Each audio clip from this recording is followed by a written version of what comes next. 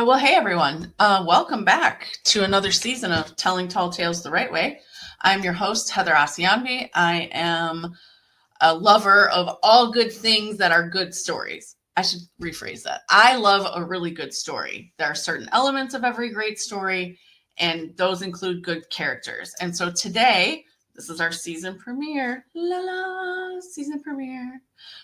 I have the amazing Cindy Rodriguez Constable, who has come back to talk. 2 seasons ago, we talked about the Hulu juggernaut that was Paradise. And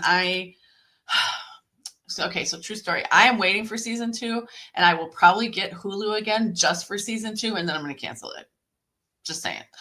And then last season, we talked about this incredible book called Babel, by R.F. Kuang, who is an incredible writer. So if you haven't seen Paradise, go see it. If you haven't read Babel, oh my God, you need to.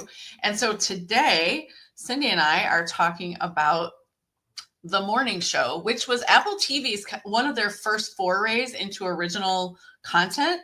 But specifically, we're going to be talking about Jennifer Aniston's character and how... Anyway, I'm going to bring Cindy on. So with no further ado, here's the lovely, amazing Cindy Rodriguez Constable. Hey, Heather. I'm excited to be back again. Another riveting conversation about characters and story. Because, we have opinions and we want to share them. We have many opinions, don't we? Like we do. Yeah, we do. We have many, many, many, many, many opinions. For sure. But we're allowed. We are so fun, right? Because that's like it's not the beauty of art, right? Yes. Because it's the person who's consuming the art, like what did it say to you? Exactly. Versus maybe what it was intended to say. So well, and I also think too that the way that because you're a storyteller also, right? Your whole life is about telling stories, whether or not you're on a stage or you're delivering something to your corporate clients, or you're writing these fantastic articles for various publications, right? Like you are also very much a storyteller. And so you recognize, and you're a voracious reader on top of all that, right? Yes. So the fact that I don't know about you, I like to watch TV and then I want to go talk about it with somebody, or I'll go read about it. Like I'll go look up things like the recap of the episode, because it's not just like what happened, but it's like the writer's opinion about what happened, right? Or whatever. So anyway. For me, it's like, what was their intended takeaway from what I saw on the screen? Yes. And I'm just like, oh, well, yeah. I didn't get that. Yeah. And then sometimes I'll rewatch because I'm like, well, with this perspective, let me rewatch it because I didn't get that. Or let me reread. I do that too. I'll be partway through a book and I'm like jumping over to Reddit to find out, do people hate this character as much as I do? Like, what's going on? Yeah. Okay, I'm not that bad. I'm not that bad. But what I will do is if I'm halfway through a book, like here's for instance, I was halfway through book 2 of the Poppy War trilogy, right? Also from R.F. Kuang. And I was just like, I'm so frustrated. And so I had to go look and see, like, what did other people think? And all they could do is praise. And I'm like, where's the critical thinking? That was, I devoured that. I devoured the trilogy because I needed to know what happened. But overall, I felt like it could have been 2 books. Like it didn't need to be 3. But anyway, that's just me. Okay, so today, we are talking about The Morning Show, but not the whole show. Specifically, we are boiling it down. Hold on, let me bring up my handy dandy graphic. Here they are. These are the main characters. So we have Jennifer Aniston. She plays Alex Levy. Steve Carell in the middle plays Mitch Kessler. And then we have Reese Witherspoon, who plays Bradley Jackson. Today, we are focusing on Jennifer Aniston's character, Alex Levy, but you needed to know who these other 2 people are because of how her character is written to interact with them. Okay. Yes. Okay. Awesome. There's that. There's that. Okay, so just so you know, I might be looking down a little bit because I have my notes on my screen. So like I have I've got my notes too. Okay, good. But I Okay, just have them sitting in front. I have them sitting in front of me. So okay, yeah. So mine are like on the same screen that you are, but like you're here and the notes are there. So okay.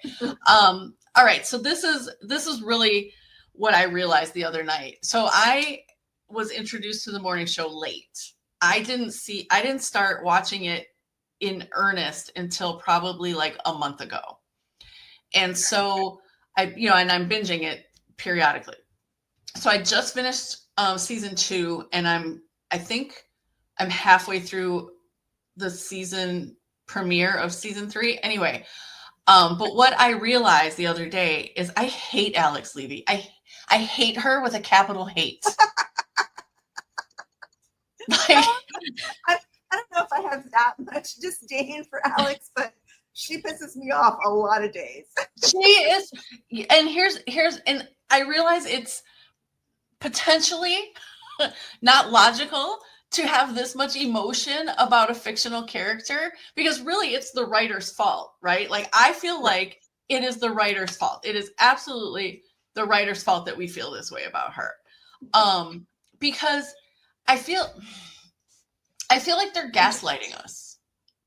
Like I feel like they're love Alex. Well, and I think too, though, I think some of it's nostalgia for Jennifer Aniston herself because she was on Friends. Yeah. Right? So they want to like her because it's Jennifer Aniston, but she is a horrible human being. And I generally have liked Jennifer in almost every role I've seen her in. So I agree. It's a little like jarring and she's playing Alex well. So Jennifer's not doing anything poorly. She's playing Alex phenomenally well. Yep. But it's like the writers have written a character that you just love to hate. Well, it's honestly, it's one of the, so like I recall like watching Yellowstone, for instance. I watched the last season just because I felt compelled to know what happened to these characters, but they were all horrible people. They were all horrible. To like maybe the teenage boy could have been good. But anyway, okay. So I think the reason why I wanted to talk to you about this because I know you have watched the show is I feel like well-defined characters who experience a growth trajectory, whether that's becoming a better person or sinking into ick, whatever, right? Whatever that is, whatever their trajectory is. And obviously nothing's going to be linear because they do try to make sure that, these are flawed humans who have their foibles and, whatever, right? So everybody's journey is circular. It's never linear. I get that. But what I feel like the writers are, they're lazy. I'm just gonna put it out there. I feel like the writers are lazy when it comes to Alex because what's supposed to look like growth is actually just, it's a hamster wheel of I'm super selfish and I only do what's in my best interest. I'm only interested in how I look to other people. I don't really need to connect with anybody because I don't need anyone. And how she manipulates people into doing what she needs them to do for her. And then she fakes this, I don't know, remorse. Like she's like, oh, woe is me afterwards. Yes. Well, yes. Oh, woe is Alex all the time. Right. But I think the writers want us to sympathize with her because she's deeply flawed, as we all are. But I think what they're not doing is challenging themselves to write her in a more meaningful way. And then, like I put in my note to you, like, is this kind of an illustration to throw back at us that maybe some people just can never change? And maybe because you don't really see like the deep self-reflection right from her. Right. Like, and some messed up things have happened, in the show along the way. Yeah. And she covered up for some messed up things that happened. And like you said, the remorse really isn't there. Ever. It's like, well, I did what I had to do. It's kind of like, Yeah. it's all image management. As long as somebody who has found out about the situation sees me in a good enough light, like I'm okay. Yeah. So we're going to set the stage a little bit. So Steve Carell's character, Mitch Kessler, and I'm sorry, but was he not kind of like an on the nose? Yeah, really was Tom Lauer. Of Matt Lauer. I mean, come on. Matt Lauer, show. So, okay, let's set this up. So the morning show is, as it would sound like, it's a morning news program, not unlike Good Morning America, the Today Show, CBS This Morning, or whatever I don't know. I don't watch morning news anymore. But it is very much that. And so the anchors are Alex Levy, Jennifer Aniston, and Mitch Kessler, Steve Carell. Okay. As we come to find out, Mitch Kessler is accused of sexually inappropriate behavior. It's kind of following like a Harvey Weinstein kind of a feel, the Me Too movement, all this sort of thing. Okay. Yes, I can see that. However, for the record, Alex Levy is no Katie Couric. Like, not even close. But anyway, he is accused of inappropriate sexual behavior with many, many members of the female crew, and he is then fired from his anchor position, right? Alex fights to keep her seat after he's fired, because even though like we suspect that she knows more than she's letting on, but we don't know that she knows until later. Yeah. So at any rate, but at the same time, the network has been thinking maybe we need somebody younger. Like Alex has been doing this for 15 years. Jennifer Aniston, I think, is about the same age I am. So like mid 50s, mid 50s. You're 50, right? Yeah, mid 50, yeah, 53. Okay, so mid 50s, right? And so they're thinking, maybe we need somebody younger, whatever. So now she's fighting to keep her seat. At the same time, she also wants control. I don't know. Can you explain this part better than me? Because I'm stumbling. It's just, the whole thing comes out, and it's from the corporation's perspective or from the network's perspective, it's a big CYA moment, right? Like, we got to figure out who knew what, where the skeletons are buried, and what do we need to do, because we need to do some damage control, like really, really fast, because it's a huge high profile thing.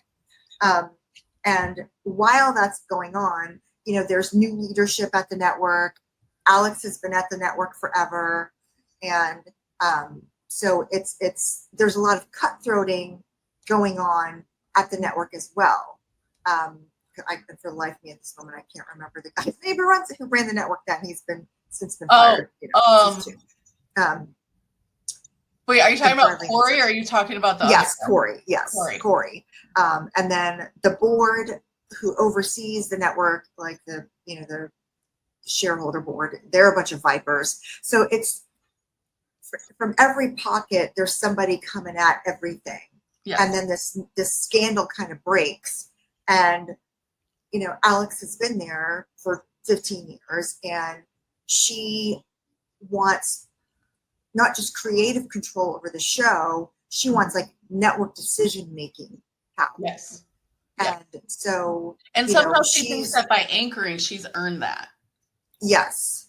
And so it's just there's just all these different like facets to like the power dynamic, what's going on. Yes. And even though this terrible thing has happened, and a young girl takes her life as a result of the sexual harassment and all that, and it's really not until that point that everything breaks open.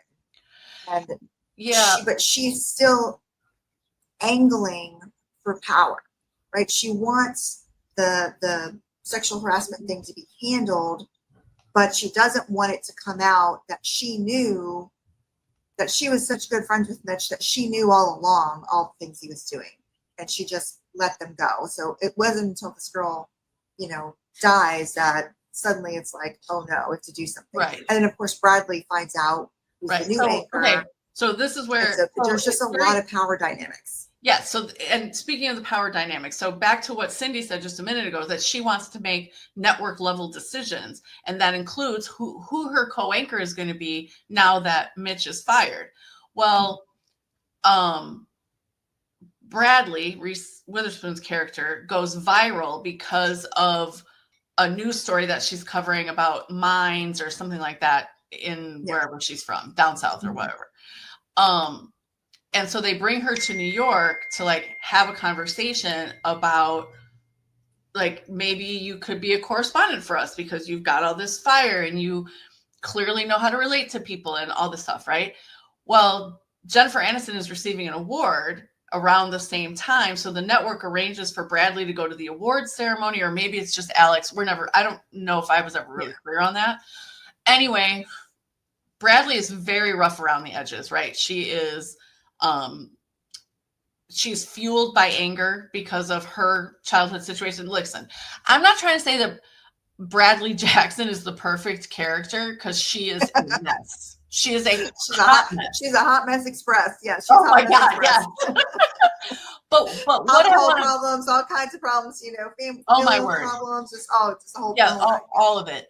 But what I will say is that at least the writers so far through seasons 1 and 2, and you can comment about season 3, but so far in seasons 1 and 2, she's actually experiencing growth and learning experiences, and she's she's changing like humans do based on like what occurs in her life, the things that she learns about not just her job but the people that she works with, right? Like she's at least changing. She is still a mess, let's just be clear. She doesn't become a super polished person. She's still a mess, but at least we're not bored watching her, because the character isn't just going in a circle, like repeating the same behaviors 100%. Over and over and over and over, and you're like, like you see a reflection of Bradley. You see Bradley break all the way down and leave the network and everything. Like she goes through, like her dark night of the soul about some stuff. And I haven't finished season 3 because it's coming out week by week, so I still have a couple episodes left. But yeah, so yes, I have those changes. Well, and I feel like Alex has just, it's been in a circle. Like she's done the same, like she's vying for power. She's still vying for power in season 3, and she's still, trying to figure out how to not get fired and get away with whatever she wants to get away with. Well, and I think that she's still using people. She does use people, and she uses Bradley in particular because she knows it will gall the network to be like, so anyway, so there's this award ceremony. Alex gets up to be like, thanks for my award. I also want to announce I have a co-anchor, and it's Bradley Jackson. And of course it's kind of a big like FU to the network and everybody who is trying to control her. But at the end, she is flipping that control and manipulation back to Bradley, right? Like she pretends to mentor her, but in the end, she's still just really mean and backbitey, right? Like and that leaves Bradley kind of floundering because she's like, hold on a minute. I really look up to you. Like you could teach me so much, and I'm willing to learn, right? And she just was like, yeah, you're here basically to serve me in whatever capacity I need so that I don't get squished under the Mitch Kessler demon crushing. Right. Mm-hmm. And even the live reveal of Mitch's misconduct. Oh my God, that part especially. Alex hijacked that as well. Yes, 100%. Like on air, she just reveals the whole thing. Yeah, explain that part. So, all this, the network finds out. And of course, they're trying to run damage control and figure out how we're going to do it. And, Alex reveals it live on the morning show. And I think it's more than just the reveal though, right? It's the whole, like, it was the way she revealed it. It was like she tried to be this heroic, But it was only after I'm Hannah here killed for herself. women. Remember, Yes, it was only well, after that's what I'm Hannah saying. killed herself. But she tried to act like she was like a girl's girl. And she's doing it for the ladies. And she's here to, you know, to save the women. And you know, so it's just, you know, I mean, it was reactive because, yes, Hannah killed herself. And so everybody's all sideways about that. But it was just, you know, Alex controlled the narrative again, live on air. Well, and then the way that they wrote the scene, right, is that they have, so Alex and Bradley are sitting at the anchor desk and they're doing stories, but right before they go on, this is when they find out that Hannah has killed herself, right? Who is one of Mitch's victims. And Alex, for some reason, she just can't handle it now, right? Bradley is exhibiting the professionalism. If not, I mean, she's not really being human, but she is exhibiting the professionalism required of her position, right? She's doing the news. Alex, on the other hand, is like, and, you know, she's walking, you know, back and forth in front of the camera so that the crew is like, what the hell is happening here? And then they go ahead and, you know, blurt it out. Hey, Mitch did these things. This happened. And so even though Bradley's like, oh, we're doing this, and she's like, we're doing this, she's like, okay. Bradley, at least, I would say she's mostly ethical, but because Alex is such a force to reckon with and needs that attention, Bradley goes along with it. Yeah. Is what I would say. But it's really, you know, they keep trying to paint Alex as this wronged woman. Yeah. This wronged woman who's fighting for her career. She could be a voice for the Me Too movement. Yeah, you knew and you covered it up. Yeah, not very. And your guilty conscience took you out when the girl killed herself. So right. And you didn't do the right thing. Okay, and then there's this scene, and I saw this scene on TikTok or something way before I started watching the morning show. But it's Alex going to her college. Their daughter's in college. Yes, she's in college. Yeah, so she goes to her daughter's college dorm room. This is after Alex and her husband have said they're getting a divorce.